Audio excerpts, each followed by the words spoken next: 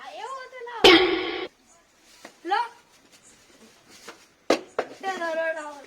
માઉ બેટી હલવાયા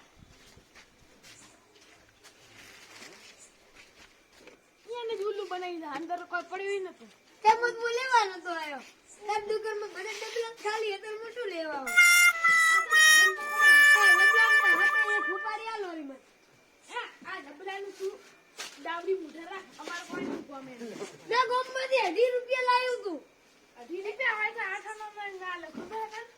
એક કચુકો આલો હેડ્યો રે ખાતો ખાતો હેડ્યો રે આ કચુકો વાળા કે શું લે કચુકો